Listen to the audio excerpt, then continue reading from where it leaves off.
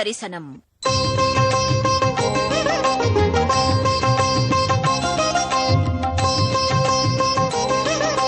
பகுதி 160.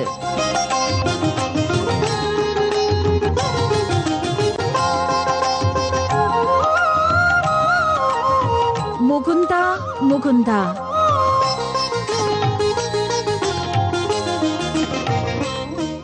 ஒரு நாயகமாய் ஓட உலகுடனாண்டவர் கருணாய் கவர்ந்த காலர் சிதகிய பாணையர் பெருநாடு காண இம்மையிலே பிச்சை தாம் கொள்வர் திருநாரணந்தாள் காலம் பெறச் சிந்தித்துய்மினோ.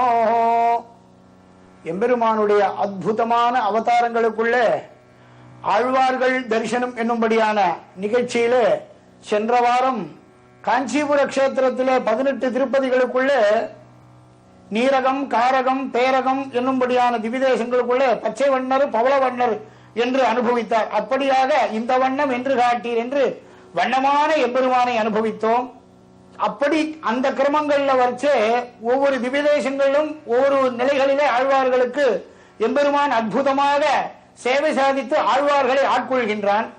அந்த கிரமத்திலே அற்புதமான மலையாள திவிதேசங்களுக்குள்ளே அறுக்கும் வினையாயின அகத்தவனை நிறுத்தும் மனத்தொன்றிய சிந்தையினார்க்கு வெறுத்தன் மலர் சோலைகள் சூழ் திருநாவாய் குறுக்கும் வகையொன்றுகளோ குடியேற்கே என்பதாக திருநாவாய் என்னும்படியான திவிதேசத்திலே ஆச்சரியமாக எழுந்தருளி இருக்கின்றான் முகுந்த நாயகன் என்னும்படியான திருநாமத்துடன்.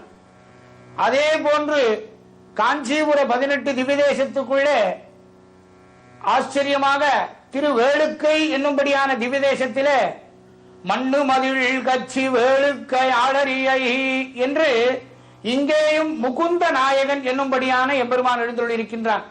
இப்பொழுது நதியாகவும் இருக்கின்றான், மலையாகவும் இருக்கின்றான் எம்பெருமான். ஆனால் மோட்ச பிரதாதாவாய் இருக்கக்கூடியவன் முகுந்த நாயகன். இந்த 2 திவிதேசங்களிலே முகுந்தன் என்னும்படியாக முகுந்தன் அருள் தந்த பயன் பெற்றேன் நானே என்று சுவாமி தேசிகரும் அனுபவிக்கின்றார். முகுந்தன் என்பதனாலே மோட்ச பிரதாதா என்னும்படியான எம்பெருமான். இச்சுவை தவிரையான் போய் இந்திரலோகமாளும் அச்சுவை பெரினும் வேண்டேன் அரங்கமான அகருளானே என்று திருவரங்கத்திலே எழுந்துள்ளி இருக்கும்படியான நம்பெருமாளை வைகுண்ட வாசேபி நமேபிலாஷா என்று ஆழ்வார்கள் ஆச்சாரியர்கள் அனுபவித்த ரீதியிலே வைகுண்டம் வேண்டாம் என்று சொன்னார் முதல் பாசுரத்திலே. அடுத்த பாசுரத்திலே ஆதலால் பிறவி வேண்டேன் என்று சொன்னார். இந்த பிறவியை துறந்து உயர்ந்ததாய் இருக்கும்படியான மோட்சத்தை அடைய வேண்டும் என்று சொன்னால் அதை நாம் ஒரு படகு மூலியமாகவோ கப்பல் மூலியமாகவோ அடைய வேண்டும்.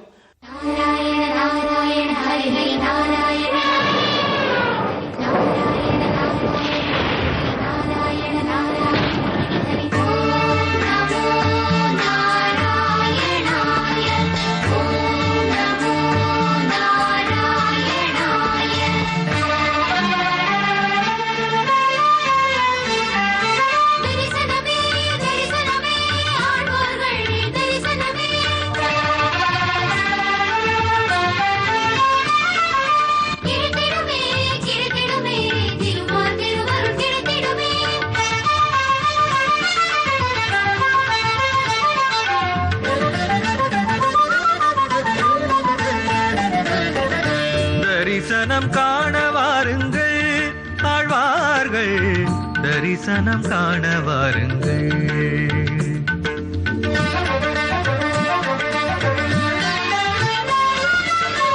ஆழ்வார்கள் தரிசனம்.